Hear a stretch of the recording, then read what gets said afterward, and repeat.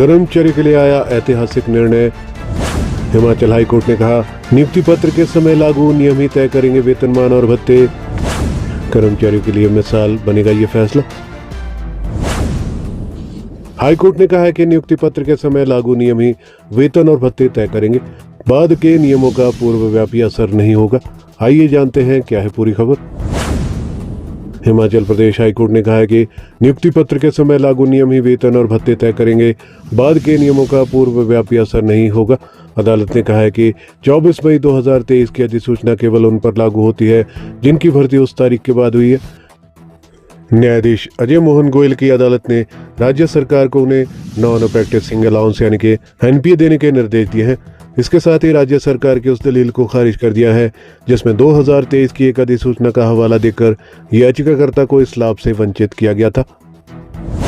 अदालत ने कहा है कि सरकार अपनी ही शर्तों के आधार पर किसी कर्मचारी को नियुक्ति देने के बाद उसे बाद की किसी अधिसूचना से वंचित नहीं कर सकती। कोर्ट ने याचिका को स्वीकार करते हुए सरकार को आदेश जारी किया है कि याचिकाकर्ता को उनके नियुक्ति पत्र 29 सितंबर 2022 की शर्तों के अनुसार एनपीए का बकाया भुगतान 3 महीने के भीतर किया जाए। यदि सरकार 3 महीने के भीतर बकाया राशि का भुगतान करने में विफल रहती है तो 6% की ब्याज दर देनी होगी। याचिकाकर्ता को 29 सितंबर 2022 को जारी अधिसूचना के तहत पशु चिकित्सा अधिकारी के पद पर नियुक्त किया गया था। उनकी नियुक्ति के समय जो शर्तें तय की गई थी उनमें एनपीए शामिल था। हालांकि अपनी पीएचडी पूरी करने के लिए डॉक्टर कटवाल ने विभाग से कार्यभार संभालने के लिए विस्तार मांगा, जिसे विभाग ने स्वीकार कर लिया। इसके बाद उन्होंने 5 जुलाई 2023 को कार्यभार संभाला। इस बीच राज्य सरकार के वित्त विभाग ने 24 मई 2023 को एक अधिसूचना जारी की जिसमें यह कहा गया कि इसके बाद भर्ती होने वाले डॉक्टरों को एनपीए नहीं दिया जाएगा। सरकार ने इसी अधिसूचना को आधार बनाकर याचिकाकर्ता को एनपीए देने से इनकार कर दिया था क्योंकि उन्होंने 24 मई 2023 के बाद ज्वाइन किया था। अदालत में स्पष्ट किया गया कि डॉक्टर कटवाल की नियुक्ति 29 सितंबर 2022 को ही हो चुकी थी, जो कि सरकार द्वारा एनपीए बंद करने वाली 24 मई 2023 अधिसूचना से काफी पहले की थी। अदालत ने कहा है कि विभाग ने स्वयं याचिकाकर्ता को पीएचडी पूरी करने के लिए समय दिया था और उन्हें उनकी मूल नियुक्ति शर्तों पर ही ज्वाइन करने की अनुमति दी गई थी। पति पत्नी होने मात्र से पसंद के स्टेशन पर बने रहने का कानूनी अधिकार नहीं, हाईकोर्ट ने खारिज की याचिका। सरकारी सेवा में पति पत्नी होने मात्र से किसी कर्मचारी को अपनी पसंद के स्टेशन पर बने रहने का कोई निहित कानून अधिकार प्राप्त नहीं है, ये कहना है हिमाचल प्रदेश हाईकोर्ट का। आइए जानते हैं क्या है पूरा मामला।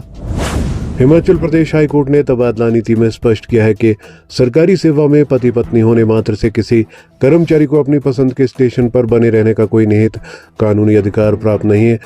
न्यायाधीश अजय मोहन गोयल की अदालत ने कहा है कि तबादला नीति के तहत सरकार का प्रयास दंपतियों को आसपास तैनाती करने का होता है।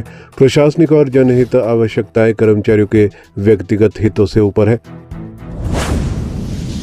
सुनवाई के दौरान अदालत ने पाया कि याचिकाकर्ता ने अगस्त 2025 में खारिज हुए अपने आवेदन को फरवरी 2026 में चुनौती दी। कोर्ट ने इसे बाद में सोचा गया विचार करार दिया।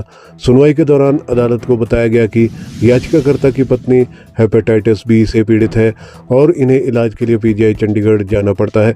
इस पर कोर्ट ने कहा कि क्योंकि सोलन जिला चंडीगढ़ के करीब है, इसलिए यदि याचिकाकर्ता की पत्नी अपनी तैनाती वहां करवाने के लिए आवेदन करती है तो विभाग आवेदन पर सहानुभूतिपूर्वक विचार कर सकता है। इसके साथ ही अदालत ने स्थानांतरण आदेशों में हस्तक्षेप करने से इनकार कर दिया और याचिका को खारिज कर दिया। हालांकि कोर्ट ने ये छूट दी है कि यदि याचिकाकर्ता या उनकी पत्नी साथ रहने या बीमारी के आधार पर कोई नया आवेदन करते हैं तो विभाग उस पर विचार कर सकता है।